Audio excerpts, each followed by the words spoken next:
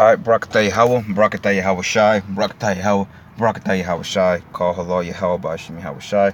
So all praises are to the Most High, His beloved Son, who you ignorantly call Jesus Christ. Let us give double honors to the elders and the apostles of Great Millstone at Ruwell. Peace and blessings and salutations to the hopeful elect, noise in the gospel brought, living up to standard of Yahweh Bashim Yahweh Shai, wherever they be. It says here, hundreds of illegal from EBOLA-ridden Congo dumped in Texas. 350 on the way. Okay, now, you gotta ask yourself this. If this was allegedly from a different country, right? Why are they getting people from different countries and bringing them over here if they so-called trying to stop a pandemic? That show you how this society is thrived on order out of chaos, which is order out of chaos. Because for the simple fact, if you know that these people got Ebola, why would you intentionally bring them into a country that supposedly people are supposed to be healthy at, which that's a lie? But why would you even bring them over here, which shows you that Esau has a bigger plan in hand?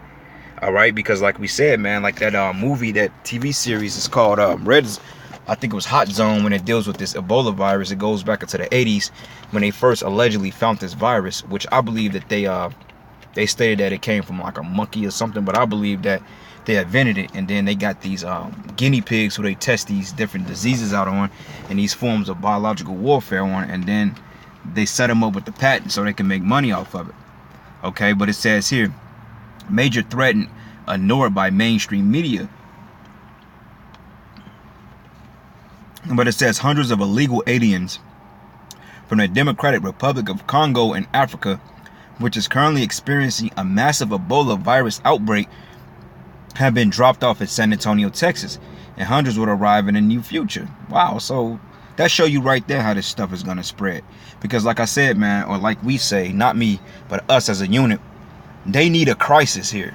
They need a crisis so bad to the point that it's going to make people start to question, and it's going to make people react out of panic and fear. That's the whole concept of 2nd Ezra, the 15th chapter, man. All right? But it says here, a local newspaper looking for French-speaking volunteers to communicate with the individuals made a request on Twitter. But the city confirms hundreds of migrants from the Congo have arrived in San Antonio. It says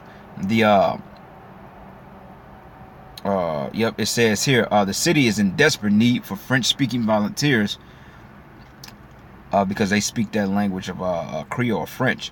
But it says in a local news report, interim assistant city manager Dr. Colin Bridger says, we didn't get a heads up, but Bridger said the illegal aliens started to arrive in town on Tuesday, that the CBP confirmed another 200 or 300 from the Congo and Angola are coming to San Antonio.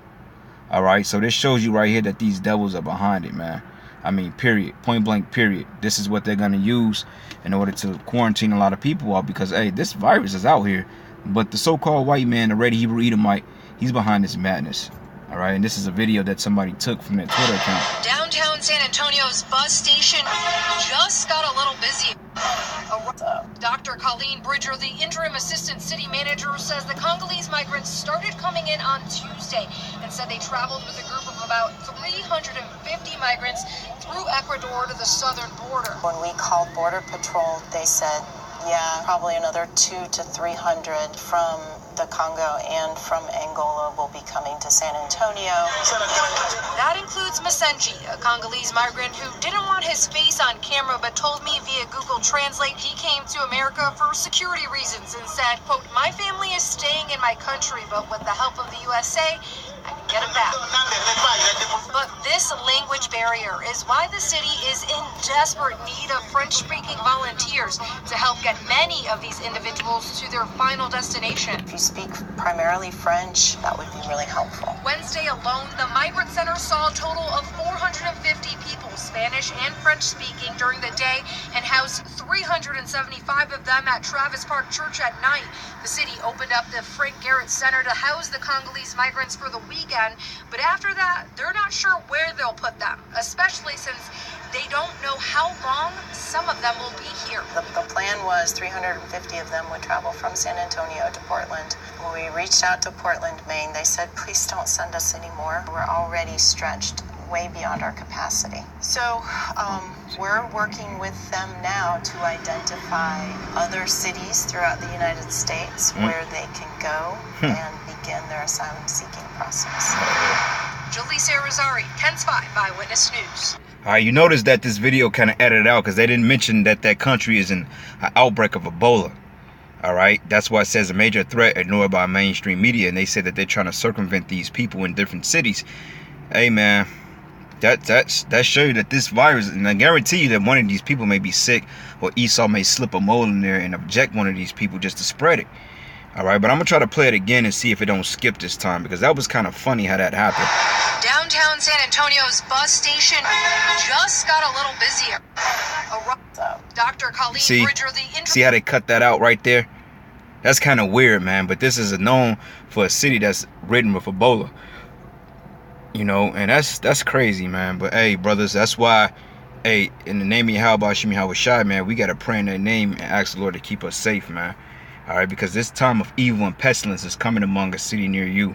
And this is the time that we got to stay on our toes, our P's and Q's, because, hey, this devil, man, he don't play fair. That is point blank period. That's why the scriptures tell you that his soul that is not right in him. Alright, so this is the book of Psalms, the 37th chapter. And I'm going to start at verses 2. It says here, for they, as a matter of fact, let's start at 1. It says, fret not thyself because of evildoers, neither be thou envious against the workers of iniquity. We're talking about you Edomites, all right? Because, hey, you're the workers of iniquity, because you're the one that's responsible for all these disease pandemics, you know, these different constituents that's been plaguing the country, the society, you know, like over there in, I forgot the name of the country, but basically, man, Esau was spreading the whole LGBT pride into different nations, which is a fulfillment of Revelation, the 18th chapter, when it tells you that the nations were drunken through the wine of our fornication. So you're responsible for all this, Esau, all right? And the Most High Yahweh Shemi Hawashai Bashim Rakakwadash got to take you out of power soon, because if not, this whole world will be just totally a wasteland. Okay? It says here, for they should be soon cut down like the grass and wither as the green herb. But trust in the Lord and do good, so shalt thou dwell in the land, and verily thou verily thou shalt be fed. All right, so we're gonna be all right if we keep forth in this truth and we keep pushing.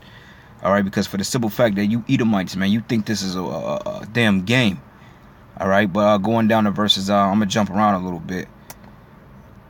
Matter of fact, this whole chapter is good, but I'm gonna go down to evil, chapter verse 9, Salakia. It says, for evildoers should be cut off, but those that wait upon Yahweh, they should inherit the earth. Talking about the hopeful elect. Lord's will, I'm part of it. But it says, for yet a little while, and the wicked should not be. So all this Ebola, all this crap that you're pushing in the earth, sooner or later is just going to be done away with, you know, because once we get in our kingdom, we ain't got to worry about some type of Ebola outbreak. We ain't got to worry about homosexuality. We ain't got to worry about AIDS. We ain't got to worry about adultery. We ain't got to worry about people trying to invade us and put us back in slavery, because, hey, you're going to be in slavery. All right. And it says, and thou should diligently consider his place, and it should not be, meaning we're going to actually look and say, well, damn, man, it's going to be to the point that life is going to be so good to be true, to the point that we think it's going to be a good dream, man. Because, hey, it's just like when you have one of those dreams you don't want to wake up from, and all of a sudden your alarm clock goes off and you got to go back to work for these devils. That's why I said here, thou should diligently consider his place, and it should not be, because he's going to be out the thought. All right, but it says, but the meek should inherit the earth, and shall delight in themselves the abundance of peace.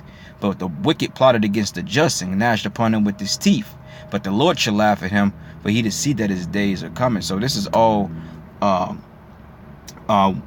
cunning devices that Esau was using to pretty much get rid of the Israelites, because pretty much everybody you see on here, they may be Jakes, because they stated a lot of them spoke French and Spanish, and they look like so-called Negroes and Hispanics. And you got some Jake down in the Congo too, you know, but nonetheless, this devil got to go, man. All right. And going down to verses 18, it says, they should not be ashamed in the evil time. And this is considered evil, you know, because when these cities be casted down, hey, that's it. All right. And it says here, and their heritage should be forever. And they should not be ashamed in the evil time. And in the days of famine, they should be satisfied. But the wicked should perish, and the enemies of the Lord should be as fat as a lamb. And they should consume it to smoke, and shall consume away. All right. So, hey, the Most High is going to keep us, man. All right. Those of us that believe that. And if you don't believe that, then you're basically fighting a losing battle. You're defeating yourself, because you got to believe that Yahweh Shemi Hawashai is, you know. All right. So I'm going to go from here to the book of 2nd Esdras. And I'm on my break, actually, so I'm trying to pump this lesson out. I'm going to go to the book of 2nd Esdras, the 16th chapter. This is a heavy chapter. Like Venezuela, they're pretty much seeing the fulfillment of this chapter, man. All right, because their society is totally in utter chaos.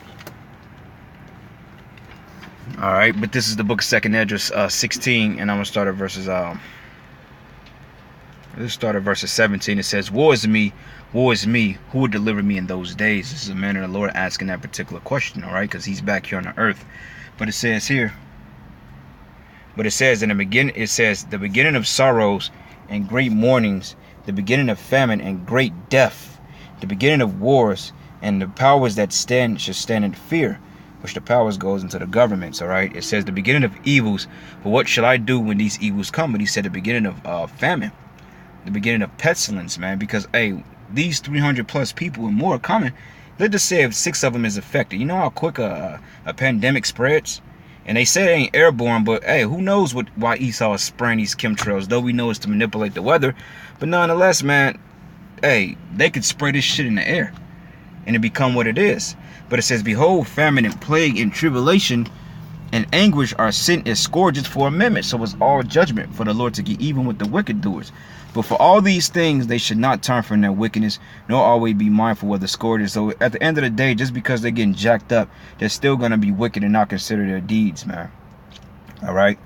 It says here, but going down, it says, "Behold, victuals should be so good, cheap upon the earth, that they should think themselves to be in good case, because things are going to go down."